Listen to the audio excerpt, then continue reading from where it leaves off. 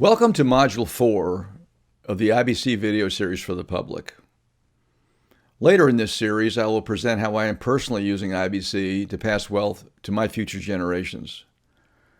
Before I get into that strategy, I want to share how one must approach the infinite banking concept so that when you look at life insurance illustrations and various cash flow models and compare insurance companies, you'll better understand the meaning of the numbers and how they relate to what I call the essence of IBC. My hope is that I will help you see the numbers through Nelson Nash's eyes. This slender volume is what started it all. In this session, I will refer to this important book a couple of times. You don't need to have read it to follow my discussion today, but keep in mind that our video series is not a substitute for getting and reading this important book. Nelson wrote that his best-selling book was the text for a 10-hour course about the power of dividend-paying whole life insurance. However, he didn't lead off his course talking about whole life insurance. He led off with telling us that the infinite banking concept is an exercise in imagination, in reason, logic, and prophecy. He suggested that the seminar attendee approach this course with an open mind. Becoming Your Own Banker was published in the year 2000, when even more so than now, IBC was a radical paradigm shift in financial thinking. Initially, Nelson unsuccessfully tried to get his brilliant concept across in a 2.5-hour presentation. But through trial and error, he concluded that he needed a full 10-hour seminar to get the audience to rethink their thinking.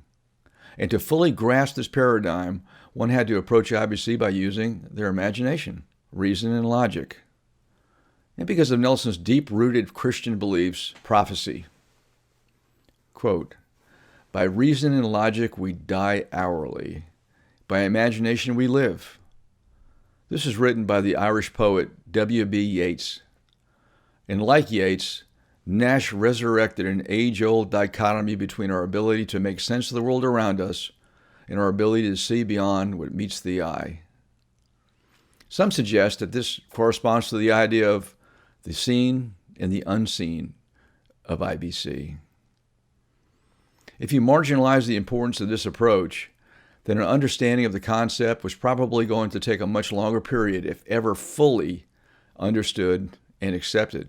Well, what is the alternative? The easy road is to focus on the numbers, the insurance policy illustrations and policy designs, and even the internal rates of return, all of which can lead to what Nelson quoted as saying, majoring in the minors. It's also helpful to focus on the meaning of the three words, infinite, banking, and concept, and to understand how they relate to one another. Nelson chose these words very carefully, but many overlook their importance or marginalize them as just a marketing label. When from the beginning, the answer was always there, although not appreciated as a simple but accurate description of a personal economic way of life. He chose infinite because there is no limit on how you can use your policies. They can provide financing for all of life's major needs, to include funding cars, paying for educations, weddings, business equipment, and even funding investments. They also provide an outstanding vehicle to transfer wealth to successive generations. Properly designed IBC policies are a place to warehouse your wealth. And surprise, there are numerous ways in how a policy can be designed. The key to design follows this simple rule. Does the chosen policy design adhere to Nelson's 5 simple rules for IBC as applied to that specific consumer? What are the 5 rules? Well, the first one is to think long range. Number 2, don't be afraid to capitalize. Number 3, do not steal from your system. 4, don't do business with banks. And 5, rethink your thinking. Here's an example of what I mean.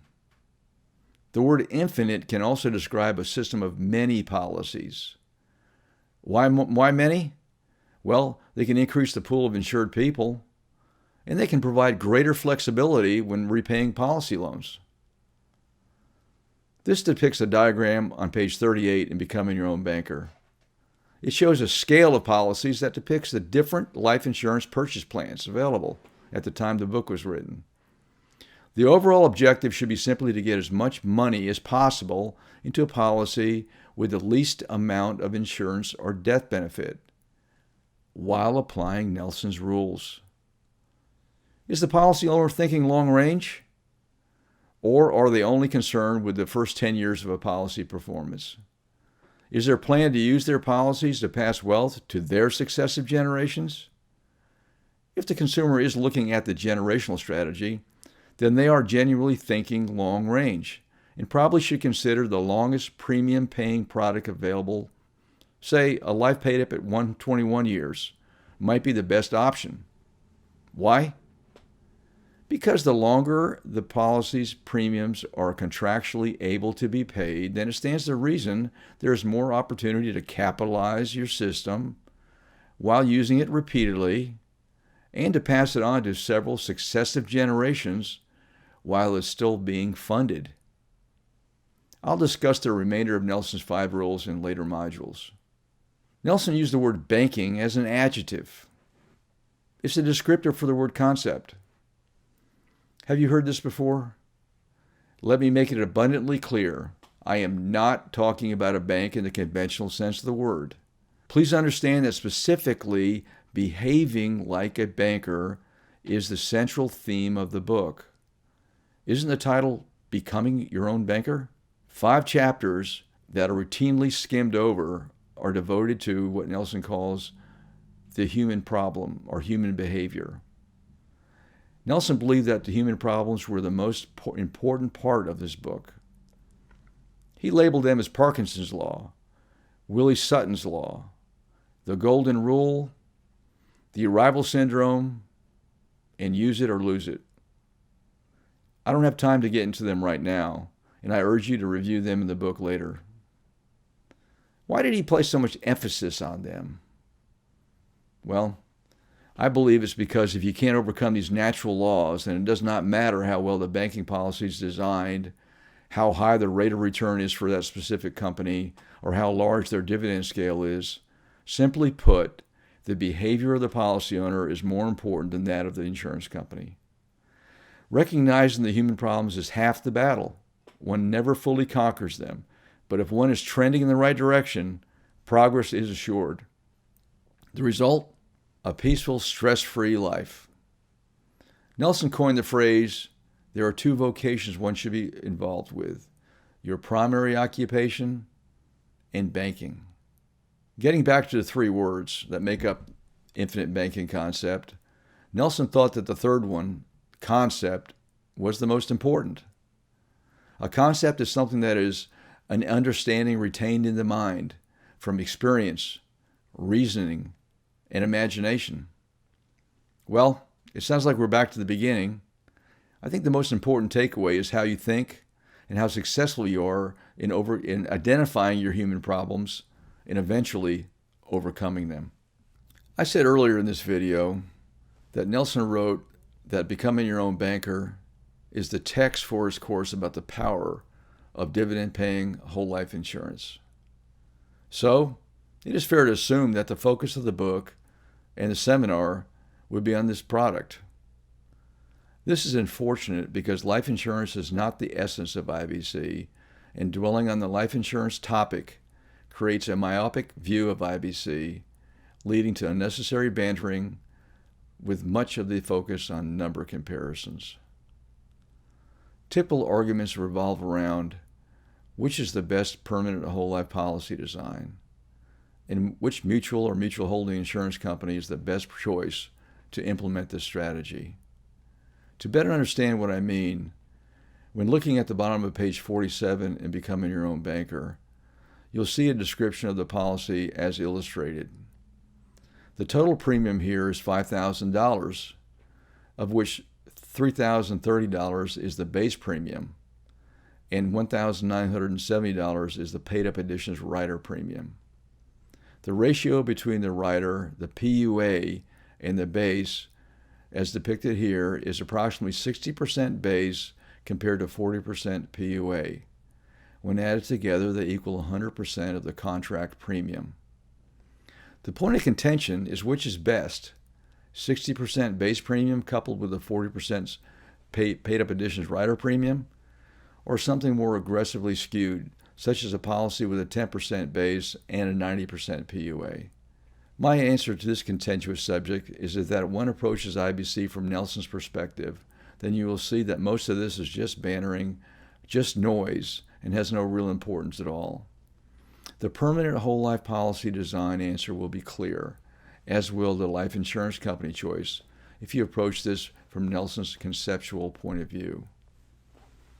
Secondly, it is critically important to realize that dividend-paying whole life insurance is the platform that this concept or banking process is built on. We are not describing permanent insurance as an asset class to invest in, nor are we comparing internal rates of return with other asset class products. Although when you do finally get into the numbers, you will fully appreciate the solid, uninterrupted compounding of this product. Obviously, one could create an alternative bank using other means, such as a rusted coffee can stuffed full of cash buried in the backyard. But Nelson demonstrated that the permanent whole life contract was the ultimate vehicle for privatized banking. So, let's review. The right approach to understanding this concept is to use your imagination, use logic, reason, and prophecy. Also, the relationship of the three words infinite, banking, concept must be understood to appreciate their significance. The concept is hinged on human behavior, becoming or acting like a banker, and ultimately identifying and overcoming the human problems outlined in the book is critical to implementing infinite banking. Banking is a process, not a product. Dividend-paying whole life insurance is the platform that the concept or process uses.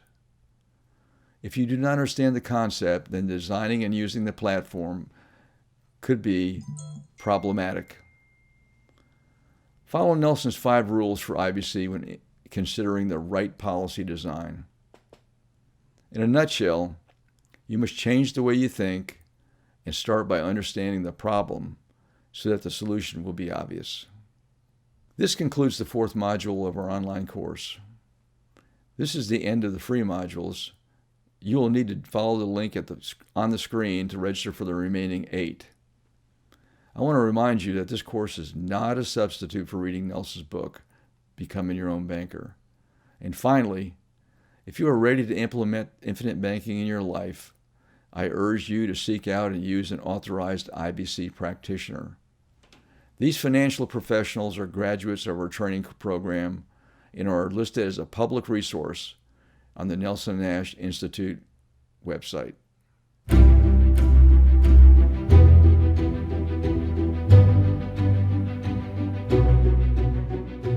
We hope you benefited and enjoyed this content. And we want you to learn more. We hope you want to learn more.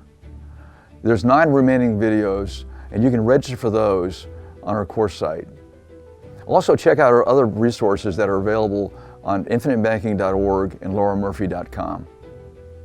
Now, I want to stress that when you've come to the point where you're ready to meet with a financial professional to see how you can implement IBC based on your own personal circumstances, that you use one of the graduates of our IBC practitioner program.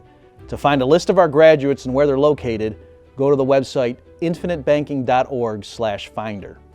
Well, we sincerely want to thank you for your time and your interest, and we want to wish you all the best in your future learning.